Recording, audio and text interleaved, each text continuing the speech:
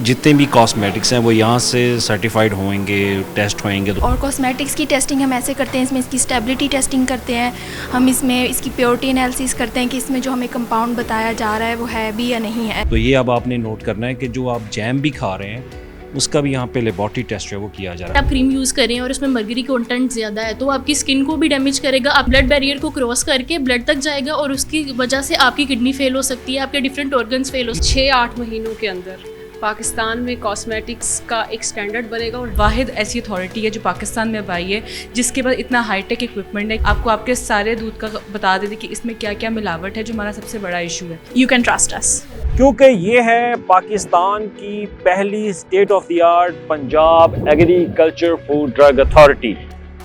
यहाँ फैसले शोर से नहीं बल्कि साइंस से होंगे।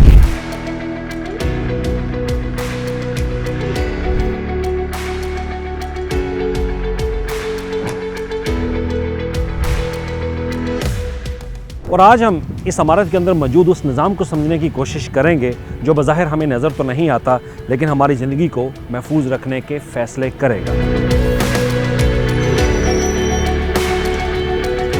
और ये है पाकिस्तान या Punjab agriculture food drug authority की रिसेप्शन। ये है पाकिस्तान की state of the art agriculture food drug authority. यहाँ पे हर किस्म के टेस्ट जो वो किए जाएंगे। अभी हम आपको लेके चलते हैं लैब की तरफ कि लैब में किस तरह से काम होता है और कौन कौन सा इक्विपमेंट इनके पास मौजूद है। अब हम लैब के अंदर आ चुके हैं और ये लैब है फूड की, यानी कि यहाँ पे फूड के हवाले से जितनी भी चीज़ें होंगी उनके लेबॉरेटरी टेस्ट जो वो किए जाएंगे। तो अभी हमें कंपनी करेंगे डॉक्टर नासिर, उनसे हम योर टाइम। सबसे पहले आप ये बता दें कि लैब क्या है, यहाँ पे कौन कौन से टेस्ट जो है वो होते हैं। तो आपने हमें साथ साथ बताना भी है कि किस तरह से यहाँ पे प्रोसेस जो है वो चलता है। आपने देखा होगा कि यहाँ पे 3 सेक्शन है, फूड है, एग्रीकल्चर है और ड्रग का फार्मास्यूटिकल सेक्शन है। तो आप इस टाइम पे फूड में हैं और फूड की केमिस्ट्री लैब में हैं। तो यहाँ के ऊपर जो है बेसिक केमिस्ट्री से लेके एडवांस केमिस्ट्री से लेके जो है और उसकी स्पेक्ट्रोस्कोपी और क्रोमेटोग्राफी है। हाँ, ये आपको जो है वेट केमिस्ट्री नजर आ रही है सारी की सारी। अगर वो सामने देखें तो उस कमरे में आपको जो है वो एटॉमिक अब्जॉर्प्शन स्पेक्ट्रोफोटोमीटर मिल रहे हैं। पीछे जो है वो क्रोमेटोग्राफी, हम उस साइड पे जाते भी हैं अभी। कुछ प्रोसेस भी हो रहा है। जी, ये कोई जो है वो बच्चे सैंपल कर रहे हैं। आप लोग क्या कर रहे हैं जी यहाँ पे, बताइएगा। केसेस कर रहे हैं, टोटल सॉल्युबल सॉलिड्स की डिटरमिनेशन कर रहे हैं अच्छा, जैम्स में। आसान जुबान में बता दें कि ये क्या चीज़ है। सर हम लोग इसमें बेसिकली जैम की थिकनेस को चेक कर रहे हैं। जैम्स की जी जैम्स की थिकनेस जी। यानी कि जो जैम हम सुबह ब्रेड के साथ लगा के खाते हैं वो वाली जैम की बात कर रहे हैं। तो ये अब आपने नोट करना है कि जो आप जैम भी खा रहे हैं उसका भी यहाँ पे लेबॉरेटरी टेस्ट है वो किया जा रहा है। आपका नाम क्या है? सोफिया। तो सोफिया यहाँ पे आपको जैम का जो टेस्ट करके बता रही हैं। अब इसके बाद जो रिजल्ट्स आएंगे वो ये हमें तो नहीं बताएंगे लेकिन अपनी हायर अथॉरिटी को बता देंगे कि ये जैम जो है वो खाने के काबिल है या नहीं। तो उसके बाद फिर वो मुतलका कंपनी को बता देंगे, मुतलका हायर अथॉरिटीज़ को बता दें कि ये जैम खाने वाला है या नहीं। ये तो बड़ी अच्छी चीज़ होगी सर। जी अली, आप जो टेबल देख रहे हैं यहाँ के ऊपर एक उसका बेवरेजेस का है, डेयरी का है। डेयरी के अंदर लैब है स्पेशल, बेकरी है, सीरियल्स हैं। सो आपको अब यहाँ के ऊपर 10 टेबल खाने की हर चीज़ जो दस्तरखान के ऊपर रखी जाए। एक तो पैकेज आइटम है, रॉ आइटम है, उसके इंग्रेडिएंट्स भी और उसके एडिटिव्स भी, कलर्स हैं, फ्लेवर्स हैं। वो जो सामने आप लैब देख रहे हैं हम उस तरफ मूव भी करते हैं। ये वाली लैब जो है this is highly advance lab जिसको क्रोमेटोग्राफी लैब कहते हैं। यहाँ के ऊपर टॉक्सिन्स हों, अडल्ट्रेंट्स हों, कंटेमिनेंट्स हों, यहाँ के ऊपर जितने भी जो है वो कलर्स हों, फ्लेवर्स हों, एडिटिव्स हों, सारे के सारे हम यहाँ पे टेस्ट कर सकते हैं। एंड दीज मशीन्स, इसको लिक्विड क्रोमेटोग्राफ हैं, गैस क्रोमेटोग्राफ हैं, हाई प्रेशर वाले हैं, लो प्रेशर वाले हैं, फिर इनके डिटेक्टर्स हैं। तो ये पार्ट्स पर बिलियन जो है कि लेवल तक जाकर डिटेक्ट कर सकते हैं। पाकिस्तान में पहली बार ऐसे हो रहा है कि इस तरह इतनी गहराई में जाकर साइंसी तारे अपनाया जा रहा है मिलावट माफिया के खिलाफ। फॉर्चुनेटली हो रहा है, अनफॉर्चुनेटली पहली दफ़ा हो रहा है। पहली दफा हो रहा है। चले आगे बहुत पहले हो जाना चाहिए था लेकिन चलिए अच्छी बात है कि अब चले कोई ना कोई हमारे पास इस तरह का इक्विपमेंट मौजूद है, एक लैब मौजूद है यहाँ से आप पेस्टिसाइड रेजिड्यूज मालूम करने हो, एंटीबायोटिक रेजिड्यूज तो नहीं है उसके अंदर, टॉक्सिन्स तो नहीं है, अफ्लाटॉक्सिन्स तो नहीं है, उसमें कलर सही डाले हुए हैं या नहीं, फ्लेवर सही डाले हुए हैं या नहीं, एडिटिव सही है कि नहीं, ये सारे के सारे यहाँ पे टेस्ट हो सकते हैं। टॉफी खाते हैं, बंटीज वगैरह खाते हैं, उसमें ट्रांस फैट तो नहीं है, क्या उसके अंदर जो शुगर उन्होंने डाली है वो सही वाली शुगर ही है या कुछ और है, जो एडिटिव्स कलर डाला था वो कलर खाने वाला था या कपड़ों वाला था, वो सारे के सारे अब यहाँ पे टेस्ट हो सकेंगे। सारे के सारे यहाँ पे टेस्ट होंगे। बिल्कुल ऐसे ही है। ये मशीनें सारी हमें बाहर से इंपोर्ट करवाई हुई हैं। ये मोस्टली यूएस हैं एंड आल्सो यूरोप हैं, सबसे अच्छी बात है कि और हमारे जापान है। इस रूम में अगर बात करें तो इस रूम के अंदर जो है हमारे पास मेनली यूएसए की हैं और 4 मशीन जो हैं जापान की हैं। और ये है सबसे इम्पोर्टेंट लैब का रूम जो कि डेयरी की प्रोडक्ट्स के ऊपर जो है वो टेस्टिंग करते हैं, यानी कि इसका ताल्लुक मेरे और आपके बच्चों से भी जुड़ा हुआ है, मेरे से भी जुड़ा हुआ है। और इसमें दूध के हवाले से अगर बात की जाए तो दूध के ऊपर टेस्ट की जो है वो किए जा रहे हैं। तो हमारे साथ एक सबसे बड़ी इंपॉर्टेंट बात ये है कि यहाँ पे जितने भी लोग हैं जो काम कर रहे हैं वो गोल्ड मेडलिस्ट हैं भाई।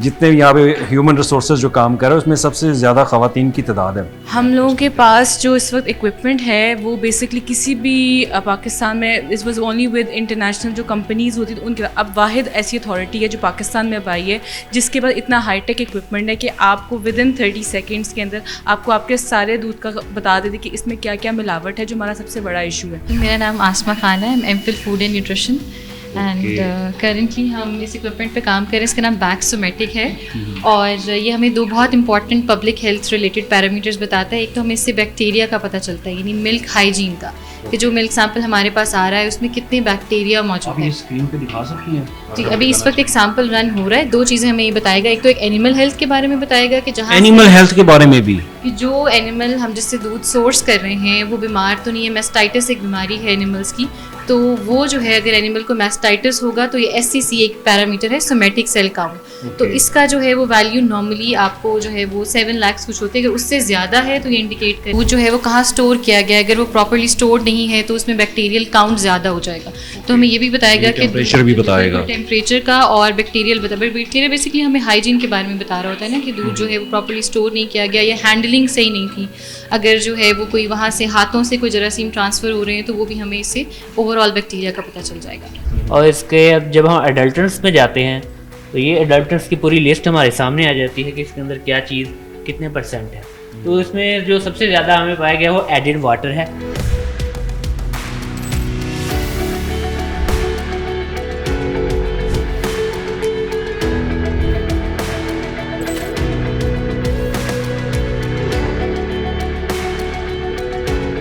जो कि total calorie content of food sample का जो है वो हम इसे मेजर करते हैं। मतलब कि फूड के ऊपर किसी भी बॉक्स के ऊपर लिखा होता है कि इसमें कितनी कैलोरीज मौजूद हैं। क्लेम को हम वेरीफाई करते हैं इससे टोटल कैलोरीज उसकी कैलकुलेट करके कि वेदर ये क्लेम जो है वो ट्रू है और नॉट। क्या ये सिस्टम इससे पहले मौजूद था पाकिस्तान में? आप क्या समझती हैं, क्योंकि आप तो अब साइंटिस्ट हैं।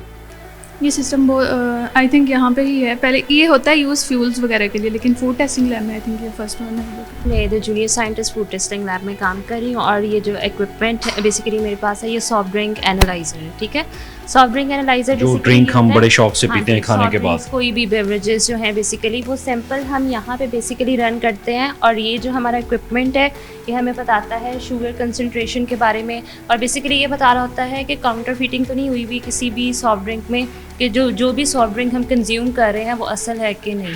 ये हमें बेसिकली ये वो सबसे इम्पॉर्टेंट जगह है जहाँ के ऊपर जो है, क्योंकि हमारा सैंपल रिसीविंग यूनिट दूसरी बिल्डिंग में है, वहाँ से सैंपल दे के गए, वहाँ पे कोडिंग हो जाती है और डीफेसिंग होती है। उसके बाद यहाँ पे सैंपल आता है, यहाँ से सैंपल को जो है सेकंड कोड लगता है और फिर यहाँ पे छोटी छोटी वायल में एक्सट्रैक्शनिंग सैंपल होके फिर अंदर जाता है। सो जो अंदर एनालिस्ट है, जो उसका रिव्यूअर है, जो अप्रूवर है, उसको कोई पता नहीं है ये सैंपल कहाँ से आया है, किसका सैंपल है। उसको सिर्फ ये पता है इस सैंपल का मैंने ये टेस्ट करना है। वो टेस्ट ऑटोमेटिकली जो है उस मशीन जो है सिस्टम में रिपोर्ट करती है, सिस्टम में ही वो रिव्यू होता है, सिस्टम में ही अप्रूव होता है और बिल्कुल जो है वो जब रिपोर्ट होती है, पब्लिश होती है, उस टाइम पे पता चलता है कि ये इसकी रिपोर्ट क्या आई है। मैं ये कह सकता हूँ कि बहुत ट्रांसपेरेंट, यानी कि शफाफियत के साथ 100% एनोनिमिटी है, 100% ट्रांसपेरेंसी है और ट्रेसिबिलिटी है। ये साइंटिस्ट के वर्क स्टेशंस हैं। सो आप ये सारे साइंटिस्ट हैं। सो होता क्या है कि सारे साइंटिस्ट आए कहाँ से?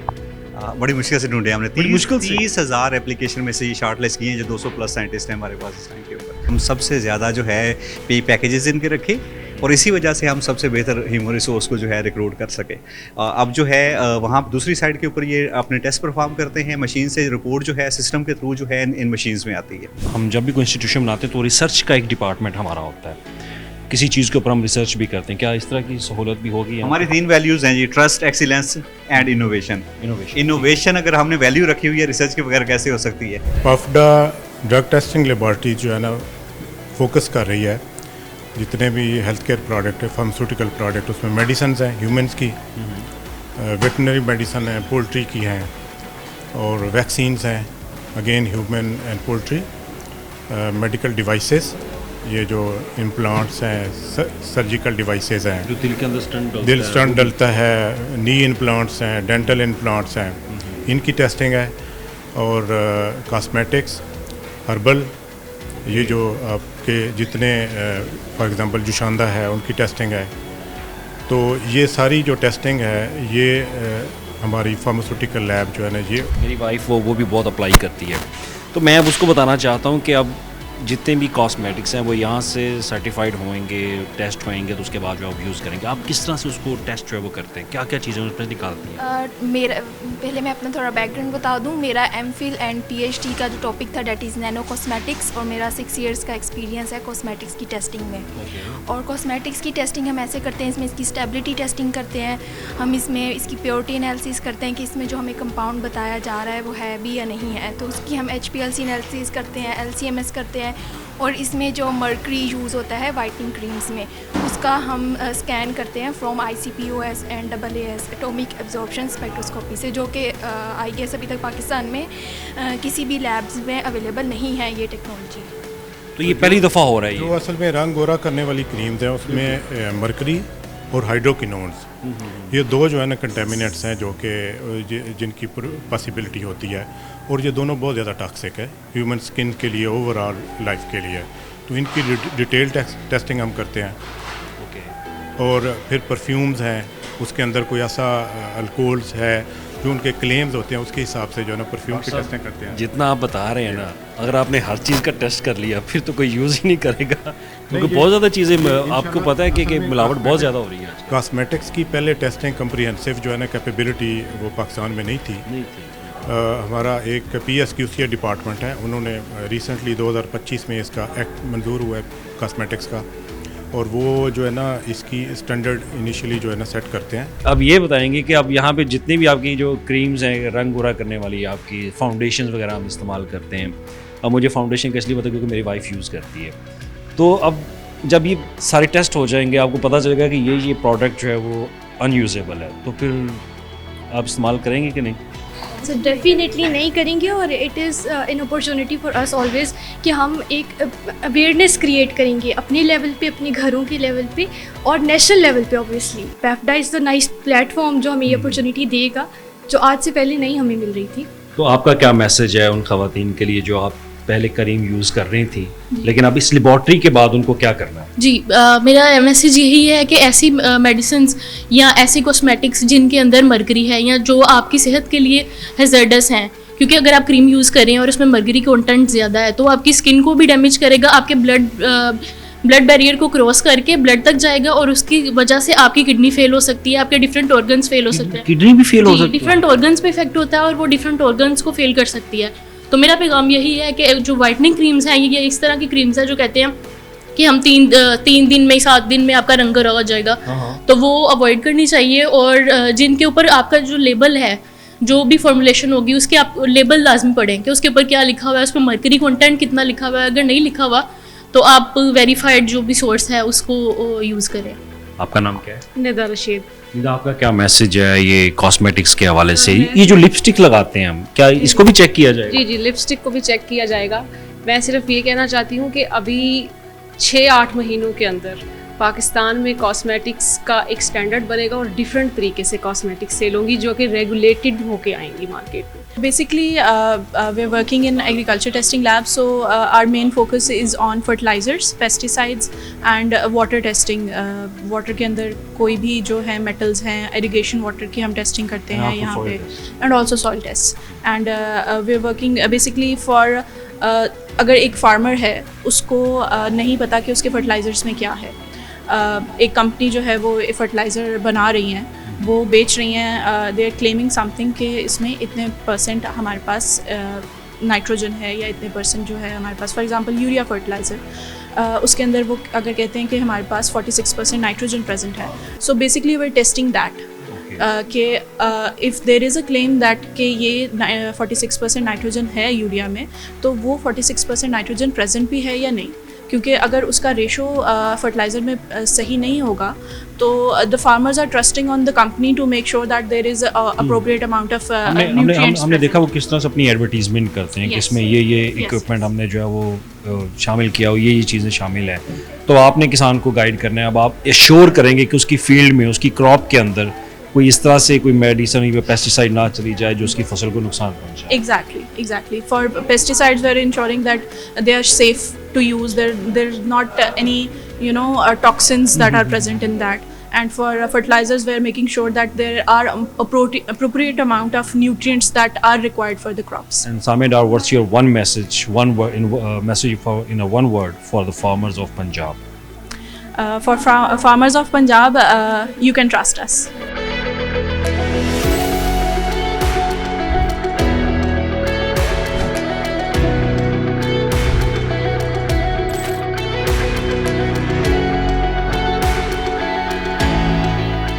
आपका अस्सलाम वालेकुम जी, मेरा नाम डॉक्टर एहसानुल हक, मेंबर एग्रीकल्चर।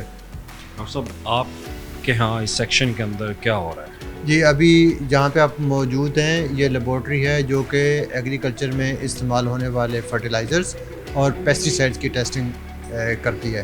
तो इस वक्त हमारे पास जो जदीद तरीन मशीनरी है वो यहाँ पे गवर्नमेंट ने प्रोवाइड की है इस लेबॉर्ट्री में। इसका जो सबसे बड़ा फ़ायदा है वो ज़िम्मेदार हमारे किसान भाइयों को होगा कि वो जिस चीज़ के लिए पैसे लगा रहे हैं, जो चीज़ उनको बताई जाती है उनको वही मिलेगी। तो जब ज़िम्मेदार को खालस बीज मिलेगी, खालस खाद मिलेगी, खालस उसको अद्वियात जो कीड़े मार या दूसरी जहरें हैं वो मिलेंगी, तो ज़िम्मेदार की एक तो फसल बेहतर होगी, ज़िम्मेदार की इनकम बेहतर होगी। तो अब ये वाला जो यहाँ पे जो फैसिलिटी बनी है इसमें अल्हम्दुलिल्लाह दुनिया के किसी भी मुल्क की जो भी रिक्वायरमेंट है वो जितनी भी कम से कम उसकी वो मिकदार है जिसको वो ट्रेस को आइडेंटिफाई करना चाहते हैं, तो ये मशीनें, ये फैसिलिटी इस वक्त इस काबिल है कि उनकी रिक्वायरमेंट को फुलफ़िल करे।